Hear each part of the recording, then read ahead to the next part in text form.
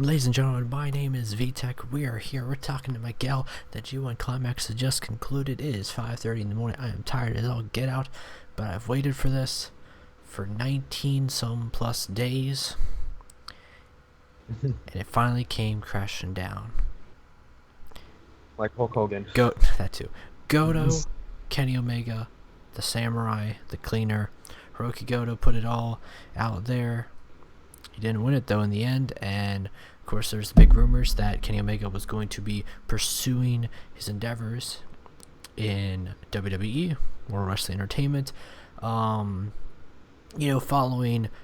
AJ Styles, Carl Anderson, Doc Gallows, the Bullet Club of the Western world over in WWE, while over here in New Japan, they have their own Bullet Club thing going on, and there's big rumors of all of them going. At least Kenny Omega was a big one, and then probably the Bucks would follow. But it looks like we might not be heading towards that way, as Kenny Omega put on, to be honest, one hell of a match with Hiroki Goto. I believe it went over, I think it was about 25-ish minutes, maybe a little less, maybe a little bit more. That was a crazy match. You didn't know who was gonna win, literally.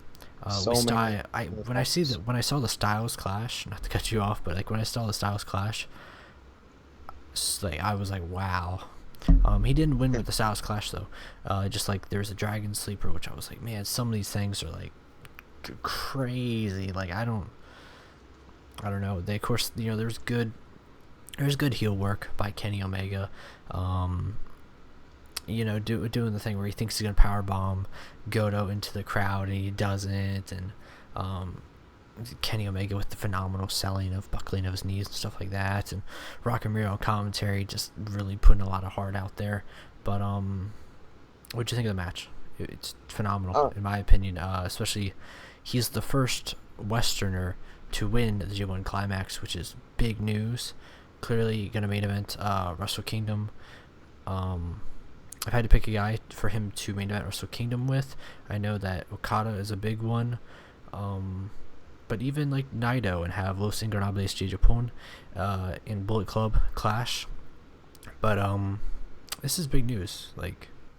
So what are your thoughts? Honestly, I like this match. If I had to see like one match over and over again, this would be that match. But there's another thing. I think Tanahashi has a possibility of beating Okada and becoming IWGP Heavyweight Champion to fight Kenny Omega at Wrestle Kingdom. But there's the offside that if Omega does have to defend that title shot, he might or might not lose it.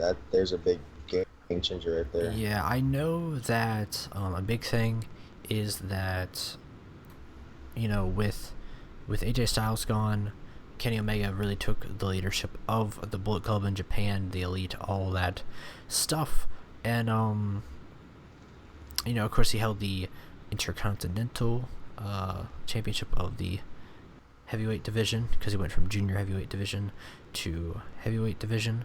I think this is the big thing to really put him up there, and to give him that really great shot as a main event guy in Japan. I think he's already proved it before, but now this is really solidifying, hey, he could main event Wrestle Kingdom, which up until this point the only Westerners to get this far in the climax and the finals was, I believe, Carl Anderson. They were speaking earlier a few years ago, but Ravishing Rick Rude. So there's a big gap in there, and for a Westerner to finally win it is crazy. So props off to Canada for giving us Kenny Omega, the Cleaner.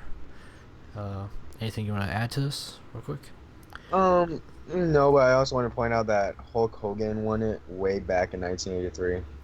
That's a fun fact. Well, I mean, in a very recent days, I mean, I think there comes a justification to say, within within so many, what was that? 20 plus years ago?